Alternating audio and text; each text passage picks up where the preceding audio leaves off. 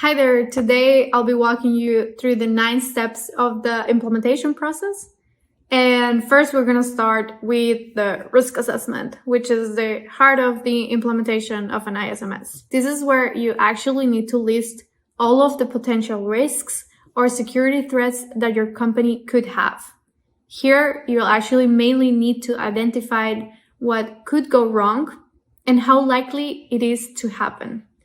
Think of it as spotting security leaks before they actually become problems.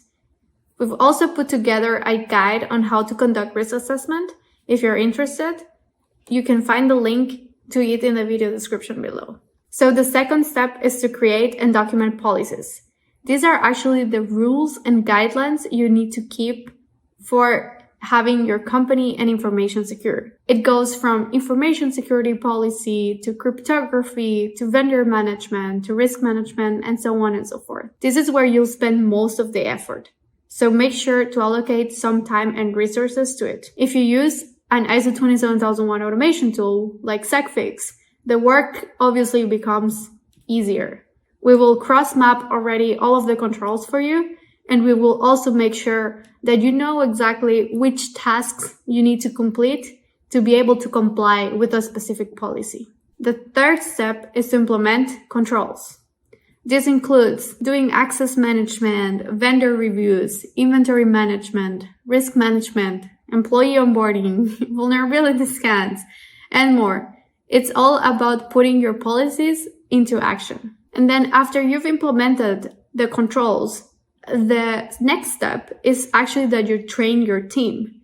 ISO 27001 isn't a one-man show. Everyone needs to be involved and everyone needs to understand why security is crucial for your company and also their role in it. It's important that you get the entire team on board as well. After you train your team, it's time to review your statement of applicability or so-called SOA. The statement of applicability is a document that contains a list of all the ISO 27001 Annex A controls. So in this list, what you actually need to do is to review what you think could be applicable for your company and if you have implemented it, and what could not be applicable.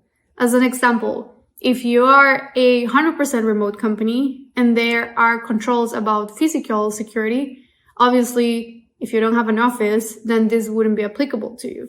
So you need to state specific reasons or arguments why this specific ISO 27001 control is not applicable.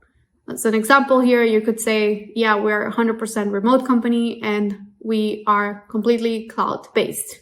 That would be a reason for it. Basically, it's the list that you will need to have in hand, especially for your external audit, and it's the most important document that the auditor will review. If you're not sure what Annex A controls are, how they work, check out our video, What is ISO 27001, and how to get it. Step number 6 is to conduct an internal audit. Here, you actually will do a run-through or also an audit simulation and try to understand if you have everything ready to go through the external audit. It's also a requirement for ISO 27001. Make sure to find an internal auditor in time since many of them are booked out fast. Check out our guide on how to find an internal auditor in your description below. After the internal audit, you need to conduct a management review meeting. This is where you discuss how the ISMS or your information security management system is doing. Basically, all of the things that we've discussed before that you've built.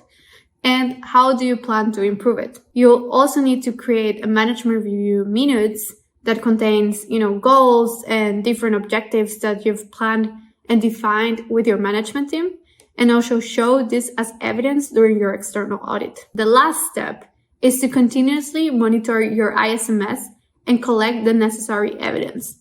It's an ongoing process that you actually need to do on a regular basis and show this evidence during your next surveillance audit. And that's it. Those are the 9 steps that will guide you through the implementation of ISO 27001. If you like this video, feel free to click on the thumbs up. And also, if you're interested in learning more about ISO 27001, feel free to subscribe to this video and to leave your comments below if you have any questions.